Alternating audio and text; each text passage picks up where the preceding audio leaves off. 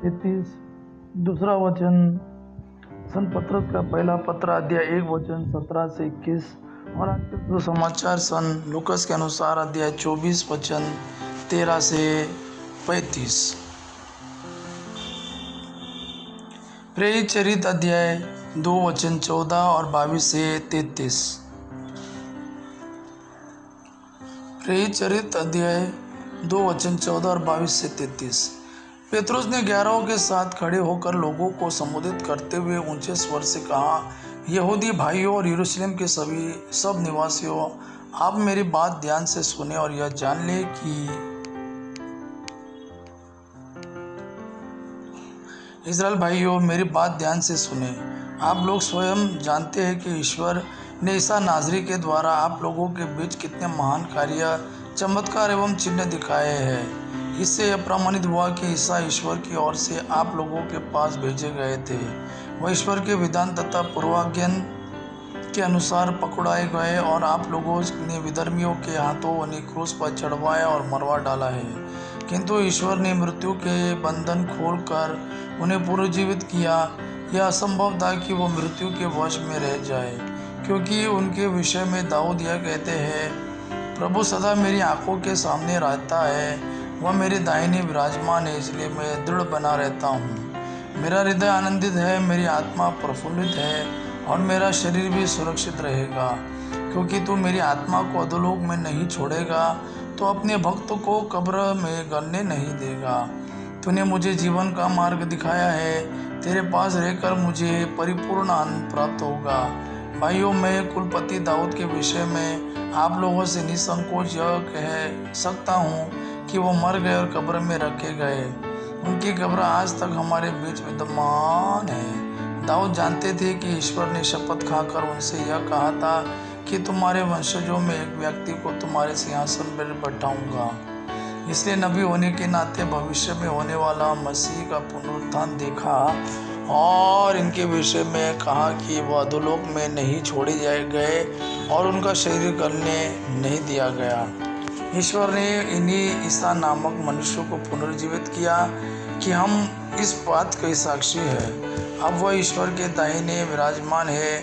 उन्हें प्रतिज्ञात आत्मा पिता से प्राप्त हुआ और उन्होंने उसे हम लोगों को प्रदान किया, जैसा कि आप देख और सुन रहे हैं।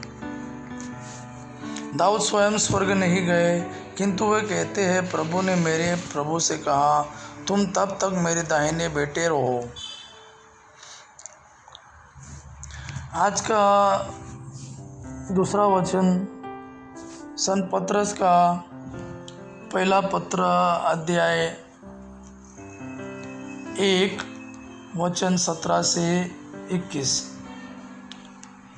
यदि आप उसे पिता कहकर पुकारते हैं, जो पक्षपात किए बिना प्रत्येक मनुष्य का उसके कर्मों के अनुसार न्याय करता है, तो जब तक आप यहाँ परदेश में रहते हैं तब तक उस पर श्रद्धा रखते हुए जीवन बिताएं।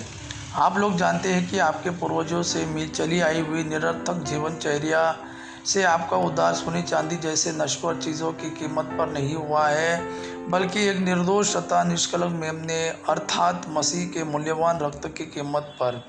वह संसार की सृष्टि से पहले नियुक्त किए गए थे, किंतु समय के अंत में आपके लिए प्रकट हुए।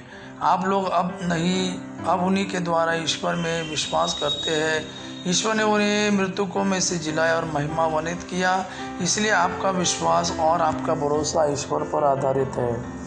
आज का सुसमाचार सन लूकस के अनुसार अध्याय 24 वचन 13 से 35। उसी दिन दो शिष्य इन सब घटनाओं पर बातें करते हुए एमाउस नामक गांव जा रहे थे। वह यरूशलेम से कोई 4 कोस दूर है। वे आपस में बातचीत और विचार विमर्श कर ही रहे थे कि ईसा स्वयं आकर उनके साथ हो लिए, परंतु शिष्यों की आंखें उन्हें पहचानने में असमर्थ रही। ईसा ने उनसे कहा, आप लोग कहाँ राह चलते किस विषय पर बातचीत कर रहे हैं? वे रुक गए, उनके मुख मलिन थे। उनमें एक क्लोपास ने उत्तर दिया, यरूशलेम में रहने वालों में आप ये कैसे हैं जो यह नहीं जानते कि वहाँ इन दिनों क्या क्या हुआ है? ईसा ने उनसे कहा, क्या हुआ है? उन्होंने उत्तर दिया, बात ईसा नाज़री की है। ईश्वर और समस्त जनता की दृष्टि में कर्म और वचन के शक्तिशाली नबी थे। हमारे महायाजकों और शासकों ने उन्हें प्राणदंड दिलाया और क्रूस पर चढ़वाया। हम तो आशा करते थे कि वही इज़राइल का उद्धार करने वाले थे। यह आज से 3 दिन पहले की बात है। यह सच है कि हम में से कुछ स्त्रियों ने हमें बड़े अचंभे में डाल दिया है।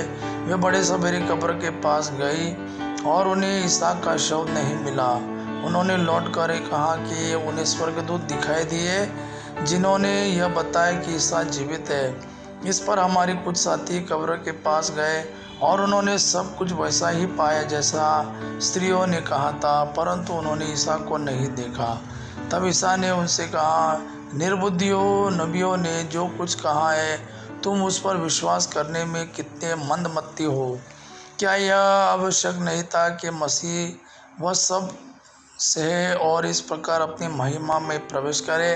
तब ईसा ने मूसा से लेकर अन्य सब नबियों का हवाला देते हुए अपने विषय में जो कुछ धर्मग्रंथ में लिखा है वह सब उन्हें समझाया। इतने में वह उस गांव के पास पहुंच गए जहां वे जा रहे थे। लग रहा था जैसे ईसा आगे बढ़ना चाहते हैं। शिष्यों ने यह कहकर उनसे आग्रह किया, हमारे साथ रह जाइए, सांझ हो रही है और अब दिन ढल चुका है। और वह उनके साथ रहने भीतर गए। ईसा ने उनके साथ भोजन पर बैठकर रोटी ली, आशीष की प्रार्थना पढ़ी और उसे तोड़कर उन्हें दे दिया।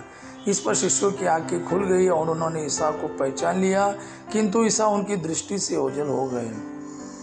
तब शिष्यों ने एक दूसरे से कहा, हमारे हृदय कितने उद्दीप्त हो रहे थे जब वे रास्ते में हमसे बातें कर रहे थे और हमारे लिए धर्मग्रंथ की व्याख्या कर रहे थे। वे उस घड़ी उठकर यरूशलेम लौट गए। वहाँ उन्होंने 11 और उनके साथियों को एकत्र पाया जो यह कह रहे थे, प्रभु सचमुच जी उठे हैं और सिमोन को दिखाई दिए हैं। तब उन्होंने भी बताया कि रास्ते में क्या क्या हुआ और उन्होंने ईसा को रोटी तोड़ते समय कैसे पहचान लिया। यह प्रभु का वाणी है। प्रभु को धन्यवाद। आपा पिता की महिमा और पुत्र यीशु का प्रेम आप पर सदा सर्वदा बना रहे। आमीन।